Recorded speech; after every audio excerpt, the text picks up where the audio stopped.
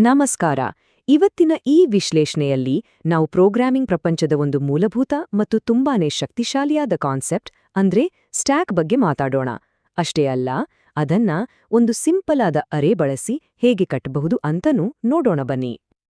ಸರಿ, ಇವತ್ತು ನಮ್ಮ ಪಯಣ ಹೇಗಿರುತ್ತೆ ಅಂದ್ರೆ, ಮೊದಲು ಸ್ಟ್ಯಾಕ್ ಅಂದ್ರೆ ಏನು ಅಂತ ಶುರು ಮಾಡಿ, ಆಮೇಲೆ ಅರೇ ಬಳಸಿ ಅದನ್ನು ಹೇಗೆ ರಚಿಸೋದು ಅಂತ ನೋಡಿ, ಅದರ ಆತ್ಮದಂತಿರೋ ಟಾಪ್ ಪಾಯಿಂಟರ್ ಬಗ್ಗೆ ತಿಳ್ಕೊಂಡು, ಪುಷ್ ಮತ್ತು ಪಾಪ್ ಆಪರೇಷನ್ಗಳು ಹೇಗೆ ಕೆಲಸ ಮಾಡುತ್ತವೆ ಅಂತ ನೋಡಿ, ಕೊನೆಗೆ ಓವರ್ಫ್ಲೋ ಸ್ಥಿತಿ ಅಂದ್ರೆ ಏನು ಅನ್ನೋದ್ರ ಬಗ್ಗೆ ಚರ್ಚೆ ಮಾಡೋಣ.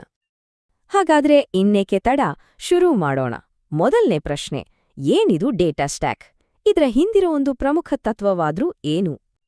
ಸ್ಟಾಕ್ ಅನ್ನೋದು ಲೈಫೋ ಅನ್ನೋ ಸರಳ ನಿಯಮದ ಮೇಲೆ ನಿಂತಿದೆ. ಲೈಫೋ ಅಂದ್ರೆ ಲಾಸ್ಟ್ ಇನ್ ಫಸ್ಟ್ ಔಟ್, ಅಂದ್ರೆ ಕೊನೆಗೆ ಯಾವುದು ಒಳಗ್ ಬರುತ್ತೋ ಅದೇ ಮೊದಲು ಹೊರಗೆ ಹೋಗ್ಬೇಕು. ಇದನ್ನ ಹೀಗೆ ಯೋಚಿಸಿ, ಒಂದ್ರ ಮೇಲೊಂದಿಟ್ಟಿಗೋ ಪ್ಲೇಟ್ಗಳ ರಾಶಿ. ಹೊಸ ಪ್ಲೇಟ್ ಇಡಬೇಕಾದ್ರೆ ಮೇಲಿಡ್ತೀವಿ, ತೆಗಿಬೇಕಾದ್ರೂ ಮೇಲಿಂದಾನೇ ತೆಗಿತೀವಿ ಅಲ್ವಾ? ಸ್ಟಾಕ್ ಕೂಡ ಥೇಟ್ ಇದೇ ರೀತಿ ಕೆಲಸ ಮಾಡುತ್ತೆ. ಇಲ್ಲಿರುವ ಒಂದು ಮುಖ್ಯ ವ್ಯತ್ಯಾಸವನ್ನ ಗಮನಿಸಿ. ಒಂದು ಸಾಮಾನ್ಯ ಅರೆಯಲ್ಲಿ ನಮಗೆ ಪೂರ್ತಿ ಸ್ವಾತಂತ್ರ್ಯ ಇರುತ್ತೆ. ಬೇಕಾದ ಜಾಗದಲ್ಲಿ ಡೇಟಾ ಸೇರಿಸ್ಬೋದು, ಬೇಕಾದ ಜಾಗದಿಂದ ತೆಗಿಬೋದು. ಆದ್ರೆ ಸ್ಟಾಕ್ ಹಾಗಲ್ಲ. ಅದಕ್ಕೊಂದು ಕಟ್ಟುನಿಟ್ಟಾದ ಶಿಸ್ತಿದೆ. ಏನೇ ಮಾಡಿದ್ರೂ ಅದು ಟಾಪ್ ಇಂದಾನೇ ಆಗ್ಬೇಕು. ಈ ನಿರ್ಬಂಧವೇ ಸ್ಟ್ಯಾಕ್ನ ಅತಿ ದೊಡ್ಡ ವಿಶೇಷತೆ.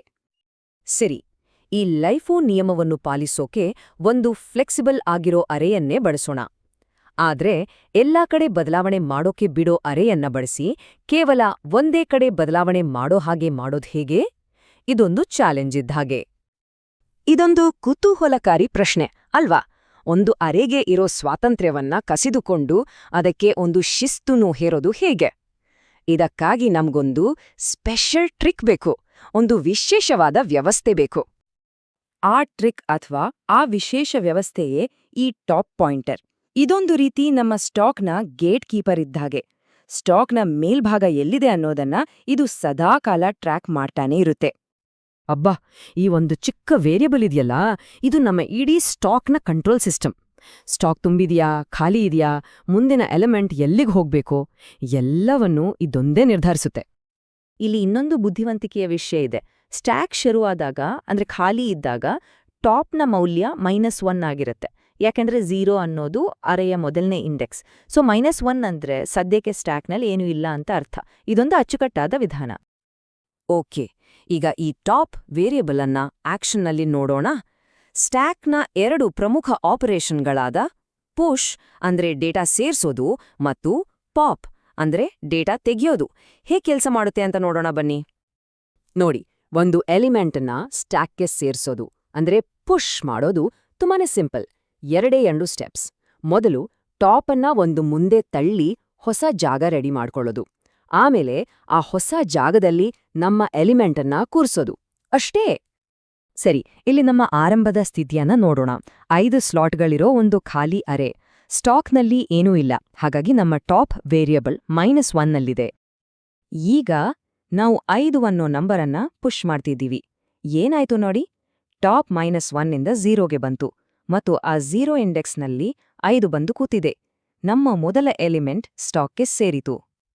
ಇದೇ ರೀತಿ ನಾವು 15ಅನ್ನ ಪುಷ್ ಮಾಡಿದಾಗ ಟಾಪ್ ಮತ್ತೊಂದು ಹೆಜ್ಜೆ ಮುಂದೆ ಹೋಗಿ 1 ಆಗುತ್ತೆ ಮತ್ತು 15 ಆ ಜಾಗದಲ್ಲಿ ಸೇರ್ಕೊಳ್ಳುತ್ತೆ. ಈಗ ನಮ್ಮ ಸ್ಟಾಕ್ನ ಟಾಪ್ನಲ್ಲಿ 15 ಇದೆ. ಸ್ಟಾಕ್ ನಿಧಾನವಾಗಿ ಬೆಳೆಯುತ್ತಿದೆ. ಈಗ ಎಲಿಮೆಂಟ್ ತೆಗೆಯೋದು ಅಂದ್ರೆ ಪಾಪ್ ಮಾಡೋದು ಹೇಗೆ ಅಂತ ನೋಡೋಣ. ಇಲ್ಲೂ ಅಷ್ಟೇ, ತುಂಬಾನೇ ಸಿಂಪಲ್. ನಾವು ಎಲಿಮೆಂಟ್ ಅನ್ನ ಅಳಿಸೋಕ್ ಹೋಗಲ್ಲ, ಕೇವಲ ಟಾಪ್ ಪಾಯಿಂಟರ್ ಅನ್ನ ಒಂದು ಹೆಜ್ಜೆ ಹಿಂದೆಕ್ ತರ್ತೀವಿ ಅಷ್ಟೇ. ಆ ಹಳೆ ವ್ಯಾಲ್ಯೂ ಆ ಕಡೆ ಇದ್ರೂ ಅದು ಈಗ ಸ್ಟಾಕ್ನ ಭಾಗ ಅಲ್ಲ. ಇಲ್ಲಿ ನೋಡಿ, ನಾವು ಪಾಪ್ ಮಾಡಿದ ತಕ್ಷಣ ಟಾಪ್ ಪಾಯಿಂಟರ್ 1ರಿಂದ 0ಗೆ ವಾಪಸ್ ಬಂತು. ಇದರರ್ಥ 15 ಅನ್ನೋದು ಈಗ ಸ್ಟಾಕ್ನಿಂದ ಹೊರಗಿದೆ. ಈಗ ಸ್ಟಾಕ್ನ ಹೊಸ ಟಾಪ್ ಎಲಿಮೆಂಟ್ 5. ಆದ್ರೆ ಇಲ್ಲೊಂದು ಸಮಸ್ಯೆ ಇದೆ. ನಾವು ಬಳಸ್ತಿರೋದು ಒಂದು ನಿಗದಿತ ಗಾತ್ರದ ಅರೆ, ಅಂದ್ರೆ ಅದಕ್ಕೊಂದು ಮಿತಿ ಇದೆ. ಆ ಮಿತಿಯನ್ನ ತಲುಪಿದ ಮೇಲೆ ಏನಾಗ್ಬೋದು? ಒಂದು ಕ್ಷಣ ಯೋಚಿಸಿ. ನಮ್ಮ ಅರೆಯ ಎಲ್ಲಾ ಸ್ಲಾಟ್ಗಳು ತುಂಬಿ ಹೋಗಿವೆ. ಇನ್ನು ಒಂದೇ ಒಂದು ಚೂರು ಜಾಗ ಇಲ್ಲ. ಈ ಸ್ಥಿತಿಯಲ್ಲಿ ನಾವು ಇನ್ನೊಂದು ಎಲಿಮೆಂಟ್ ಅನ್ನು ಪುಷ್ ಮಾಡೋಕ್ ಹೋದ್ರೆ ಏನಾಗತ್ತೆ? ಆ ಹೊಸ ಎಲಿಮೆಂಟ್ ಎಲ್ಲಿಗೆ ಹೋಗ್ಬೇಕು? ಆ ಸ್ಥಿತಿಯನ್ನೇ ನಾವು ಸ್ಟ್ಯಾಕ್ ಓವರ್ಫ್ಲೋ ಅಂತ ಕರೆಯೋದು. ಇದು ಒಂದು ಎರರ್ ಕಂಡೀಷನ್. ಅಂದ್ರೆ ಸ್ಟ್ಯಾಕ್ನ ಸಾಮರ್ಥ್ಯ ಮೀರಿ ಡೇಟಾ ತುಂಬೋಕೆ ಪ್ರಯತ್ನಿಸಿದಾಗ ಉಂಟಾಗೋ ಸಮಸ್ಯೆ. ಪ್ರೋಗ್ರಾಮಿಂಗ್ನಲ್ಲಿ ಈ ಸ್ಥಿತಿಯನ್ನ ಸರಿಯಾಗಿ ನಿಭಾಯಿಸೋದು ತುಂಬನೇ ಮುಖ್ಯ.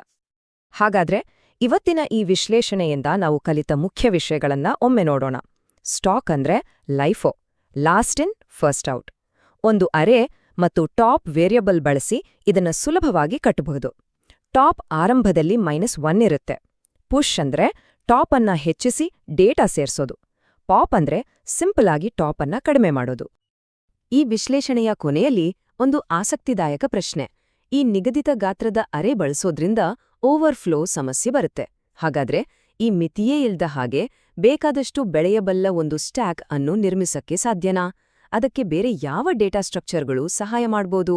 ಬಹುಶಃ ಲಿಂಕ್ಡ್ ಲಿಸ್ಟ್ನಂತಹ ಕಾನ್ಸೆಪ್ಟ್ಗಳು ಇದಕ್ಕೆ ಉತ್ತರ ನೀಡಬಹುದೇನೋ? ಯೋಚಿಸಿ ನೋಡಿ.